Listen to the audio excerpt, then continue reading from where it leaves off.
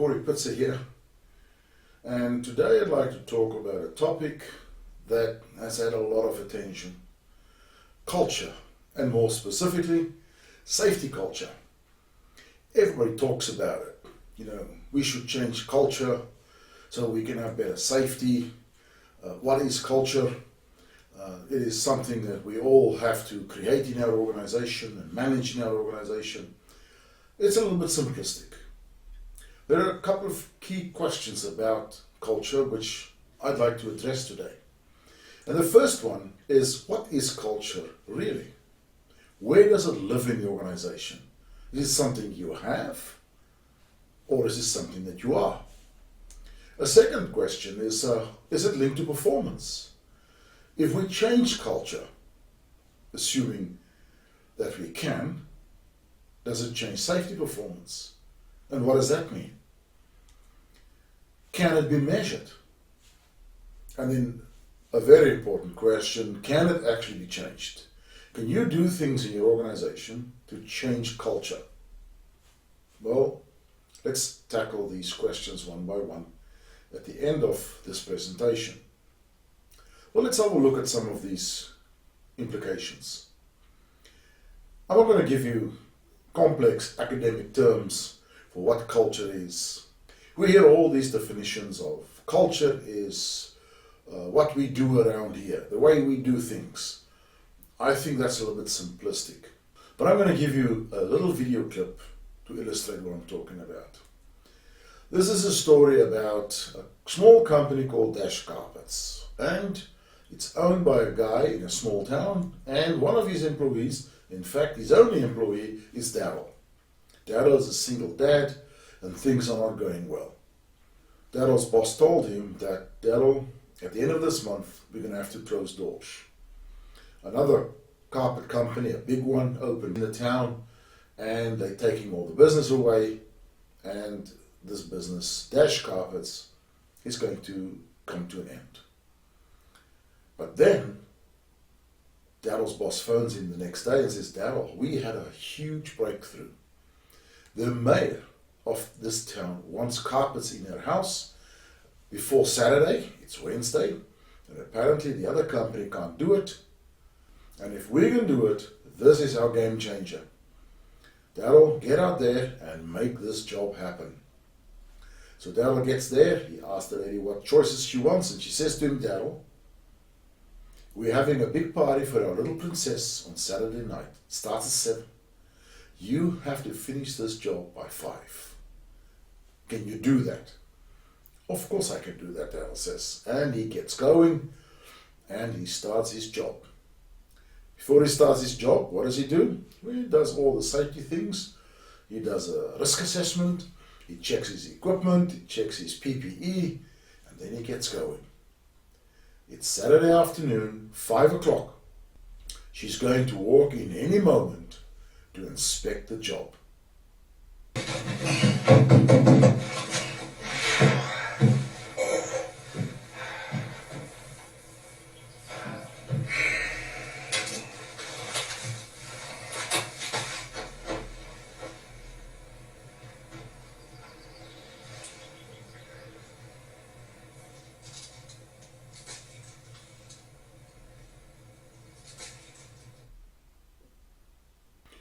Well, this is a real dilemma for Daryl.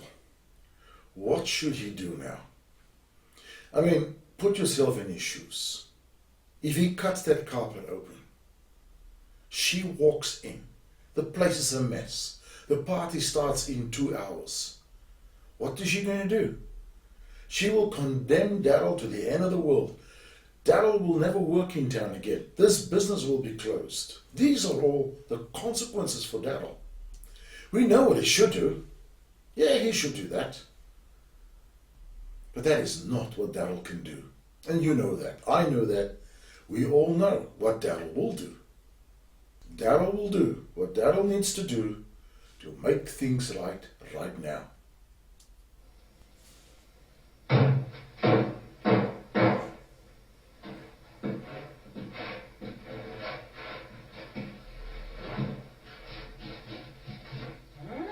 This looks great. This was yours 100 to table. Thanks. Mommy, have you seen my hamster? Well, isn't he asleep in his cage? Have you seen my hamster then? No? Tiny, go upstairs and look thoroughly. I'm sure. Probably behind the bed like we found the last time. Okay.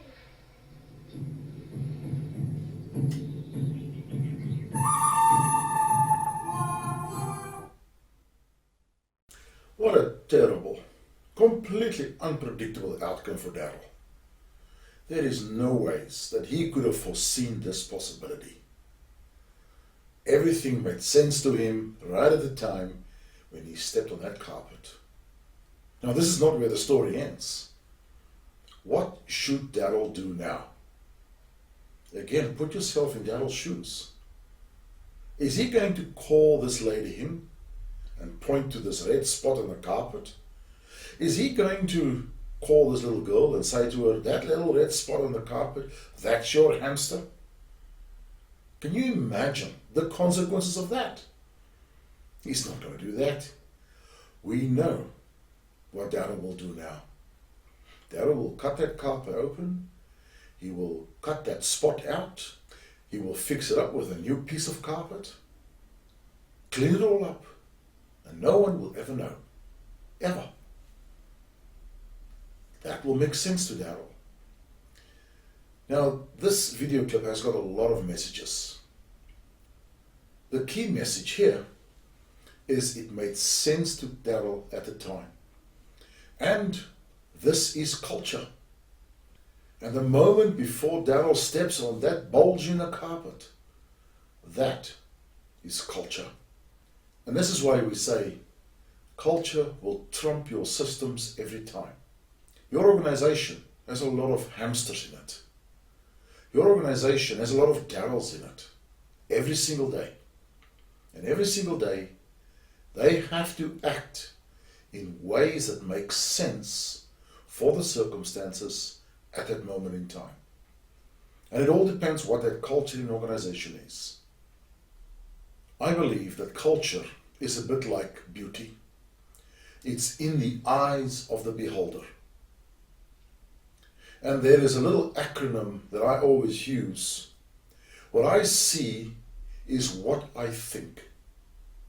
And what I see is determined by the actions and behaviors of people around me, of the leaders in the company, of the goals of the company, and how this organization as a whole has treated these various dilemmas in the past.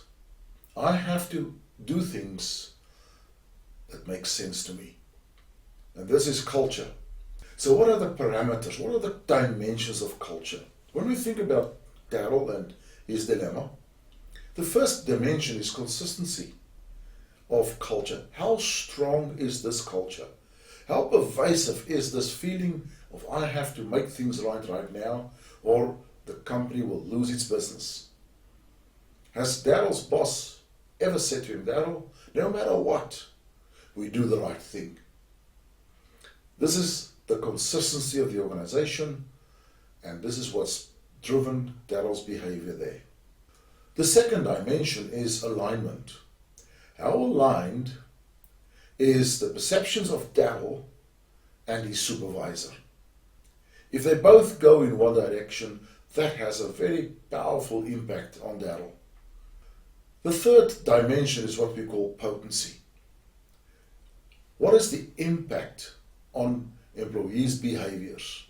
What is the impact on Daryl's behavior? And we clearly saw that. That is a very potent culture that can make this happen. And the fourth dimension is what I call resilience. And this resilience is a measurement of the strength of the culture to recover.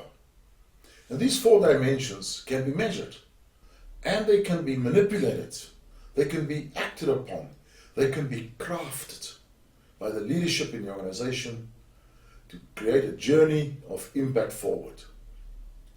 In the next video clips, I'm going to show you how we can actually measure these dimensions. And then in a third one, we're going to discuss with you how do we actually change culture? I don't believe we can change culture, but we can change the conditions and actions and practices in the business of people that delivers the culture that we want. So, what is culture really? And this is a very complex question that I think has had a lot of people over the years trying to explain this in various ways. But if you think back of the video of Daryl, I believe that culture is a force. It is a force that is initially weak in an organization, but as it becomes more shared in terms of perceptions of people, this force, this impact grows in the organization. It starts to grow through hierarchical levels, it grows through departments, through vertical sections of the organization, and then it becomes something that we actually are. So at one point, it is something that we have, it is a set of characteristics, of features, and then it starts to become the soul of the organization. It becomes the force. And that force drives expectations, it drives behaviors, and as those behaviors become habits in the organization, it is an even stronger, potent force. Is it linked to performance? Well, it depends on how strong or how weak that force is. If it is a very strong force, like you've seen in Daryl's video clip, it is linked to performance because it drives behaviors. But there's a blanket statement that's often made by people in this field, so-called experts, who will tell you that if you change your culture and they're going to help you do it, you will improve your safety performance. Is that true? Well, it depends on how you define safety performance. If they tell you that your injury rates will improve over time as you improve the culture, you should know they're lying, because the exact opposite is more often true. If you start to develop a more transparent, more potent culture, and I'll explain that later, the organization becomes more reporting and people are more willing to actually report injuries. Your injury rates may go up. This link between safety performance, if it's defined as injury rates and culture, I don't believe that exists. If you define performance as the complete set of capacities, of capabilities, of readiness in the organization, you can enhance that. But to talk about injury rates, plain nonsense. Can it be measured? Again, this is not an easy question to answer. If you dish out questionnaires in your organization, or you use simplistic survey tools like SurveyMonkeys or web-based surveys that you've designed, you're going into deep, deep trouble. This requires a high level of expertise in question design, but more importantly, in the methodology that you use. Can culture be changed? Absolutely not. You don't have a culture out there that you're going to jump into and change. How do you do that? By notices and messages and communications. You can only change the building blocks of it. You can only change the foundations of the organization in terms of its practices, what it values, the way that it manages human performance, the way the systems are set up, and the extent to which people have skills and competence to act in a certain direction. Those things you can change. And once you've done that, it'll start to impact on what is called culture.